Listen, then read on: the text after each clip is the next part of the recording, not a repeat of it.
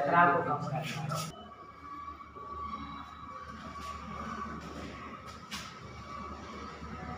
जिज्ञासा coaching centre के YouTube channel में आपका स्वागत है। आज सीरीज को लेते हुए आज दूसरा दिन हम लोग को है और हम लोग को साथ में चलना है और दूसरा चैप्टर राजनीतिक शास्त्र का दूसरा चैप्टर सत्ता लोकतंत्र में सत्ता की साझेदारी एवं कार्य प्रणाली, और इसका ऑब्जेक्टिव क्वेश्चन आप लोगों के सामने प्रस्तुत कर रहे हैं। आप लोग इसको देखिए और इससे बनने हुए जितने ऑब्जेक्टिव प्रश्न हैं सभी ऑब्जेक्टिव प्रश्न को ध्यान से समझिए और अपना उत्तर कमेंट बॉक्स में लिखना है। सबसे पहला क्वेश्चन जो हम लोग के साथ है, क्वेश्चन का कहना है कि सत्ता में साझेदारी का सही रूप है। सत्ता में साझेदारी करना एक सही रूप है। सत्ता में साझेदारी सही है। क्यों सही है? सत्ता में साझेदारी होना क्यों सही है? साझेदारी माने हिस्सेदारी, सत्ता को बांट देना है, कई हाथों में बंटवारा कर देना है। ऐसा है कि एक जगह बैठे हैं और सब काम हम ही कर रहे हैं, शिक्षा मंत्री, प्रधानमंत्री, वित्त मंत्री सभी विभाग को लेके अपना काम कर रहे हैं। ऐसा हमारा लोकतंत्र सही नहीं है।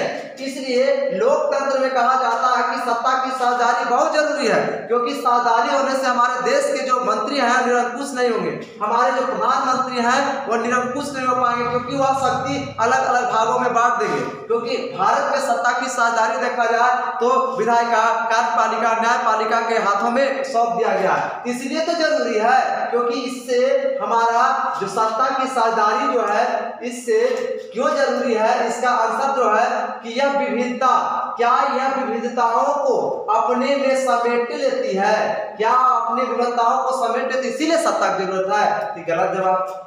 देश की एकता को कमजोर करती है, ये भी गलत है। फैसले लेने में देरी, ये भी गलत है। विभिन्न समुदाय के बीच टकराव कम करती है, इसीलिए सत्ता की साझेदारी जरूरी है। ऑप्शन नंबर डी इसका correct answer. Option number D इसका करेक्ट आंसर होगा। बहुत ही इंपॉर्टेंट क्वेश्चन, एकदम ऑप्शन नंबर डी पर ध्यान दीजिए। चलिए क्वेश्चन हम इसी तरह आगे बढ़ेंगे। अगला जो हमारा क्वेश्चन है, कहता बिहार में पंचायती राज अधिनियम, बिहार में पंचायती राज अधिनियम जो लागू किया गया था, बिहार में पंचायती राज अधिनियम 2006 के तहत महिलाओं के लिए संपूर्ण सीटों में कितना प्रतिशत योगदान दिया गया है? ये लल्लन टॉप क्वेश्चन, इसका सही जवाब हो जाएगा 50%। क्या हो जाएगा? 50%। कितना हो जाएगा?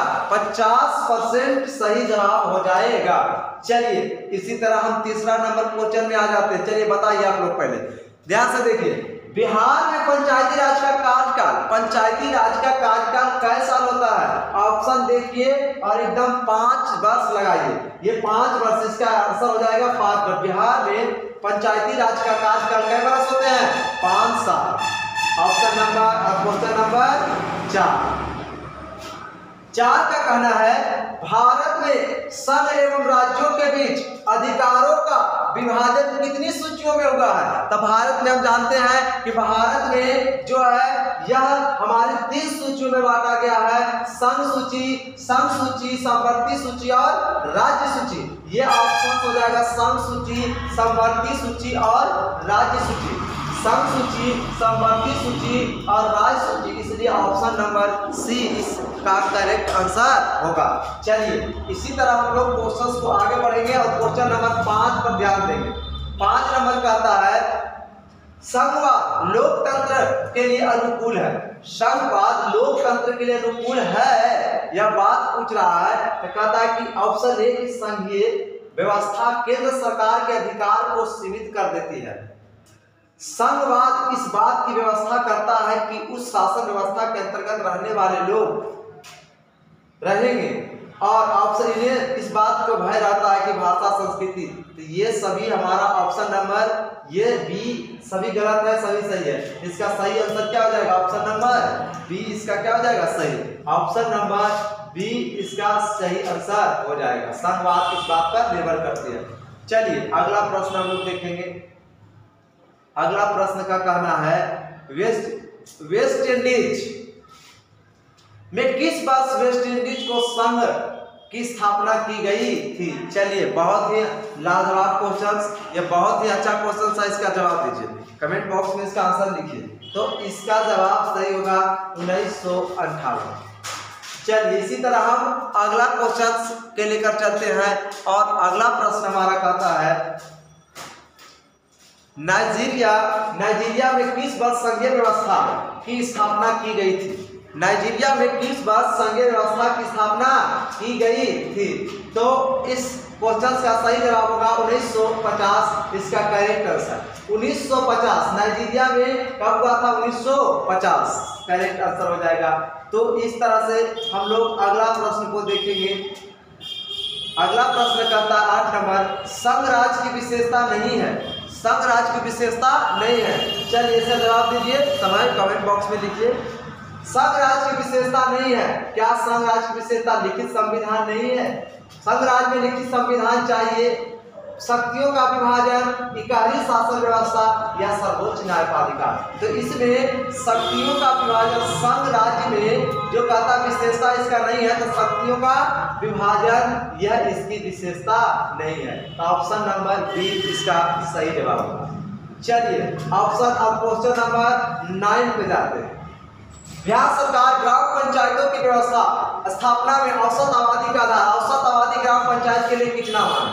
औसत आबादी ग्राम पंचायत के लिए कितना है? 7000। ग्राम पंचायत के लिए कितना होना चाहिए?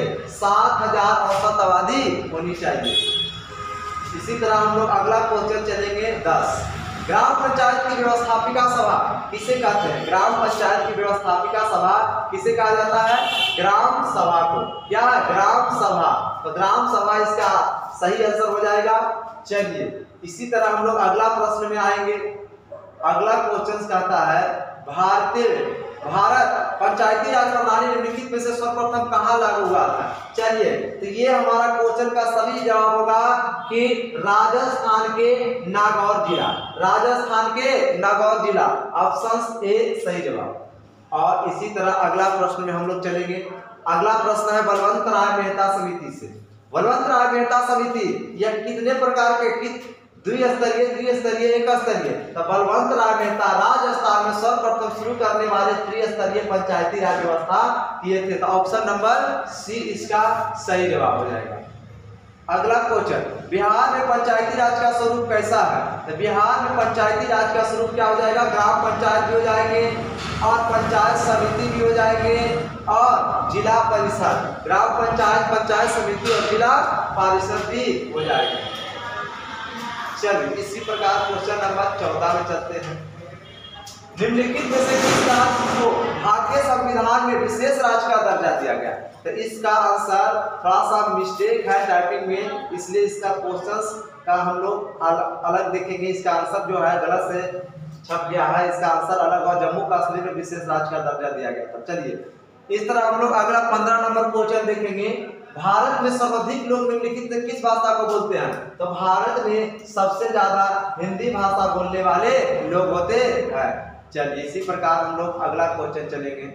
भारतीय संविधान के स्थानीय स्वशासन को, स्थानीय स्वशासन का मतलब ही होता है पंचायती राज। स्थानीय स्वशासन का मतलब है पंचायती राज। अब पंचायती राज जो है वह पंचायती, अगर कह दिया भारतीय संविधान के कितने अनुच्छेद में ग्राम पंचायत की चर्चा की गई है, तो ग्राम पंचायत की चर्चा अनुच्छेद 40 के तहत किया गया है। इसलिए इसका सही जवाब ऑप्शन नंबर सी इसका सही जवाब हो जाएगा। अगला क्वेश्चन 17 कहता भारत में पंचायती राज प्रणाली लागू हुई थी।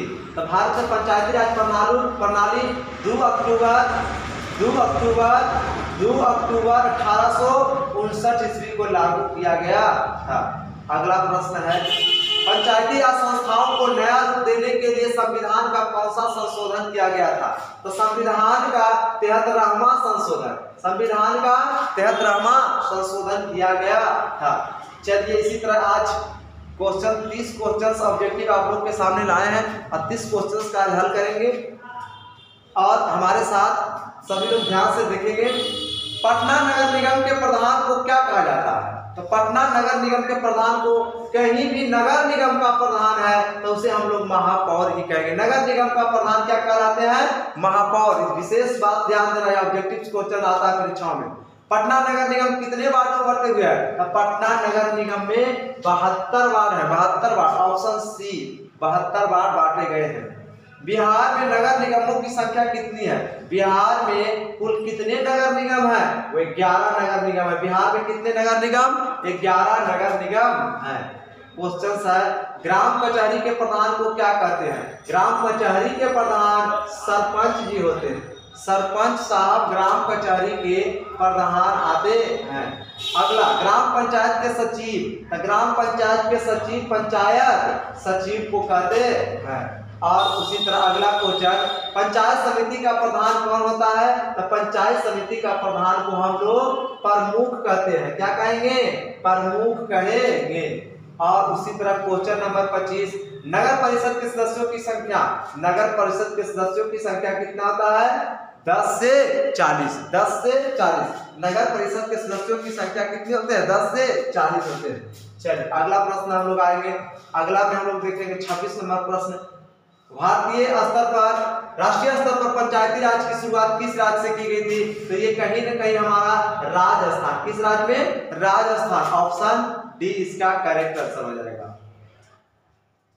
चलिए, पंचायती राज संस्थाओं को गठन के लिए बिहार सरकार ने कवच बिहार राज्य में कब शुरू किया गया था? तो इसका सही जवाब हो जाएगा ऑप्शन नंबर सी 1906। 1906। चलिए अगला प्रश्न का जवाब दीजिए। 2006 में के बिहार राज्य पंचायती अधिनियम के अनुसार ग्राम पंचायत की स्थापना के लिए कितनी अवधि चाहिए? कितनी अवधि चाहिए? इसका सही जवाब आप लोग के साथ होगा। इसका सही जवाब कितना हो जाएगा? तो इसका सही जवाब हो जाएगा 7000। कितना चाहिए? 7000। ऑप्शन सी सही जवाब। चलिए क्वेश्चन नंबर 29, भारत में संविधान सभा का गठन कब हुआ था? तो भारतीय संविधान सभा का गठन कब हुआ था? तो भारतीय संविधान सभा का गठन यह कब हुआ था? ऑप्शन नंबर बी, तो 1946। और सबसे लास्ट क्वेश्चन है कि 1991 की जनगणना के अनुसार मातृभाषा के रूप में दर्जा भाषाओं की संख्या कितनी दी गई है? तो यह हमारे 1500 से अधिक भाषाओं को दर्जा दिया गया है। चलिए, यह सीरीज था लोकतंत्र में सत्ता की साझेदारी एवं कार्य प्रणाली ऑब्जेक्टिव्स। आगे की और सब चैप्टर्स का ऑब्जेक्टिव आप लोगों के सामने प्रस्तुत होगा। जय हिंद।